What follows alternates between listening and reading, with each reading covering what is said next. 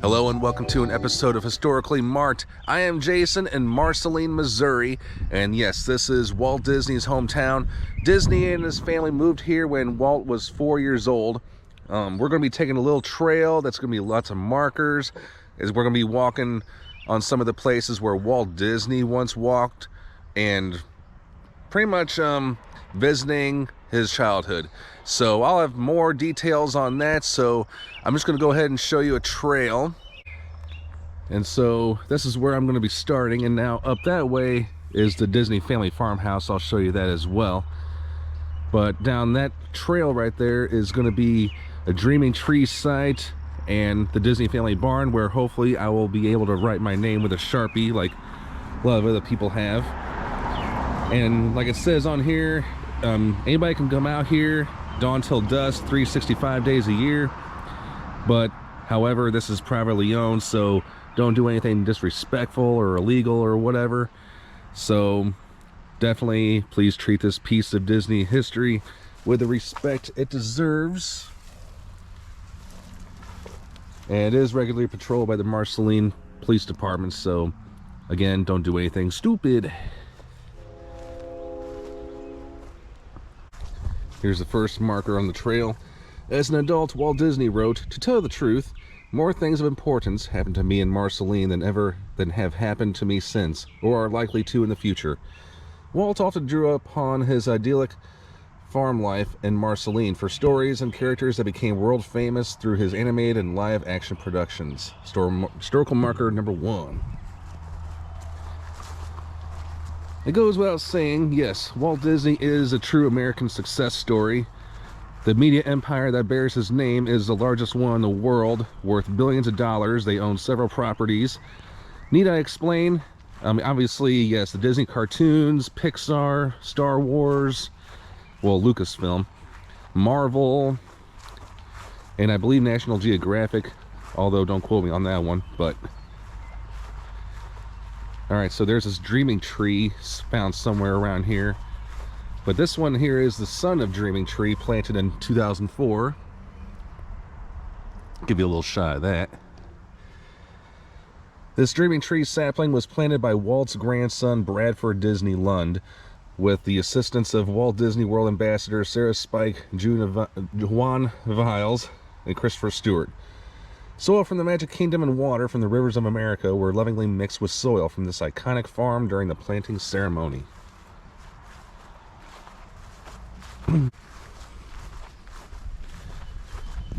The original Dreaming Tree. So somewhere behind this fence was where the Dreaming Tree was, but let's see what it says right here. Okay, here's a picture of Walt.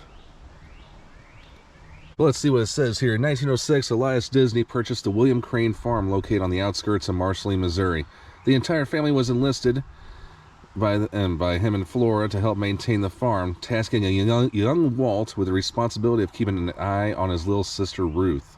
Walter and Ruth, I feel weird calling him Walter, but that was his full name. Walter and Ruth would often escape to this very location where they would find solitude under the dappled leaves of a majestic cottonwood tree that Walt would later nickname his Dreaming Tree. Ruth would often recall the fun times she shared with her big brother as they climbed amidst the sturdy branches and played in the cool tall grass under this intrinsic part of their very unique Midwest childhood. And not surprisingly, his father rarely encouraged his youngest son to pursue his passion for drawing, never imagining that art would provide the basis for a well-paying career. But luckily, his observant Aunt Margaret noticed a spark of artistic promise in her young nephew. Every visit, Margaret would covertly provide Walter with Big Chief drawing tablets and a steady supply of sharpened pencils. This gift would give Walt the ability to quietly lie beneath his beloved Dreaming Tree and slowly hone his craft. Walt Disney often credited this exact location as the birthplace of his creativity. Oh man. You gotta feel some magic.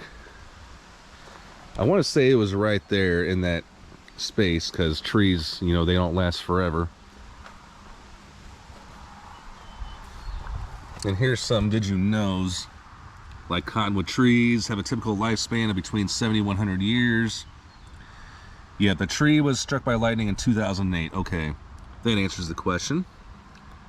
And the remains of that tree blew over in 2015. And it was registered as a historic tree by an American forest. Wow. Didn't even know you can do that. All right, moving on. The next marker talks about how and why Walt and his family moved to Marceline from Chicago. By the way, Disney was born in Chicago, for those that don't know. In the spring of 1906, Elias and Florence Disney moved their family from the hustle and bustle of Chicago to this 45-acre farm purchased from the estate of Civil War veteran William Crane. At the time of the move, the farm was largely comprised of 2 fruit orchards where they focused on the cultivation of Wolf River apples. Here's the next marker, but unfortunately nobody can walk that way, staff only. But it says here, Walt's 1949 film So Dear to My Heart was set in the early 1900s, echoing the time period of the Disney family spent in Marceline. For the film, Walt instructed his production designers to create a barn set that reflected his best memory of the barn he grew up with on this farm, on this area of the family farm, which is just right over there.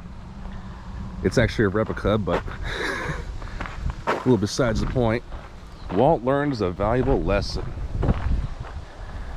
When a young Walt decided to hold a circus in the barn, his friends paid 10 cents for a show comprised of a lethargic goat, a pig, and the family dog and cat dressed in Sister Ruth's doll clothing. They were not impressed.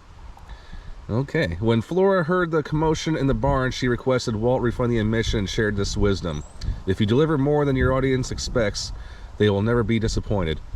That is a lesson Walt took to heart, which is probably why I never hear anything negative about Disneyland or Disney World, or for that matter, a lot of his movies. Walt's happy place. In 1950, Walt used his fondest memories of Marceline to recreate the old family farm barn in the backyard of his new Holmby Hills property in California. Walt used the new barn as a personal workshop for his beloved Carolwood Pacific Railway. It quickly became his happy place and is regarded as the birthplace of Disney Imagineering. I'm going to give you a little shot of that.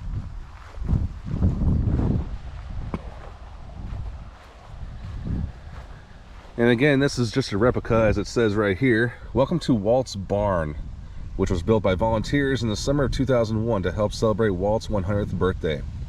It was constructed using the blueprints Walt had commissioned for his own Holmby Hills workshop.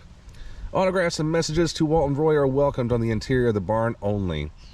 All others will be removed. This one involves a QR code. So I just thought I'd kind of walk around a little bit. And I don't really know what this means. Coming soon, J Loves V. December 17th, 2022. Are we talking about a marriage proposal or somebody actually getting married on this property? Who knows?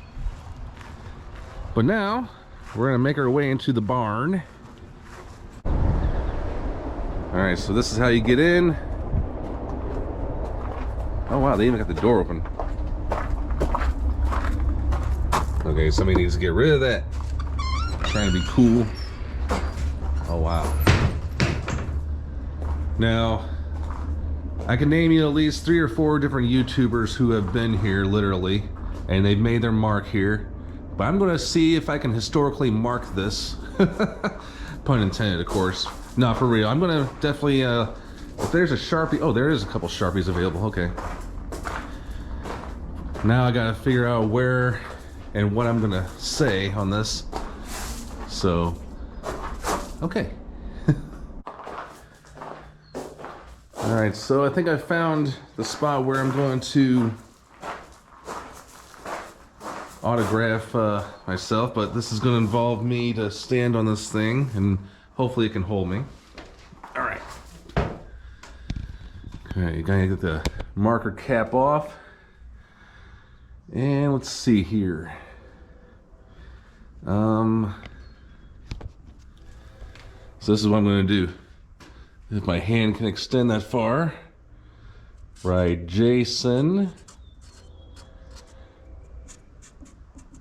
Historically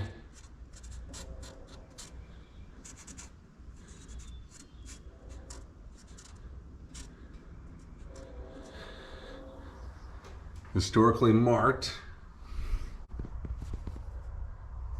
And then I'm going to write the date, which is 5/24/22.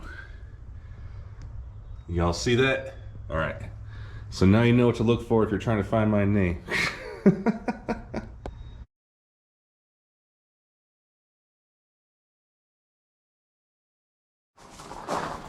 Wow, this is so unreal. I mean, even all the barn relics, the stable. I mean, just graffiti everywhere, but for the right reasons, because, yeah, we have a right to. And I also don't know how people, I guess you really have to be small to get all the way up there. I mean, I see signatures and autographs up that far. But, you know, I guess you gotta make room for others. And why did somebody put their business card there? Okay. Let's see here. Oh, here's one of my friends right here. Adventure Vin. He's one of my YouTube friends and allies. Hope to meet with him pretty soon. He was here June 2019, so that was almost 3 years ago. Well, that was fun. Now I hear a train, and speaking of trains, Walt Disney had a great fascination with trains. And you would probably know that if you went to Disneyland or Disney World, and also Dumbo, you know, with the Casey Jr. and all that. But I thought I'd include that in this video as well. And in Kansas City, we'll also be visiting Union Station, where Walt would take off to Los Angeles and begin his career in the real world. And lastly, this is the Disney family farmhouse, or what it once was. It is now a private residence, as it says on this marker right here. Get a little shot of that. I went with our family to live in Marceline when I was around 4 years old. I clearly remember the day we arrived there on the train. A Mr. Kaufman met us in his wagon, and we rode out to our house in the country just outside the city limits. I believe it was called the Crane Farm. My first impression of it was it had a beautiful front yard. And that's what we're seeing right now.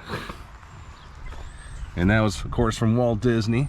The Disney's 1906 home still comprises the largest section of this current layout. An addition was added in the 1980s to accommodate the needs of its current owner. Great care was taken to not alter the original layout or home features of the 1906 section of the home. All right, there you have it. Cool Disney trivia history. All right, thanks so much for tuning into this episode of Historically Marked, a Disney-themed episode, something I rarely have, but I will have some more Disney episodes coming your way, another one from Marceline, so stay tuned. I am Jason in front of the old Disney family farmhouse in Marceline, Missouri, signing off.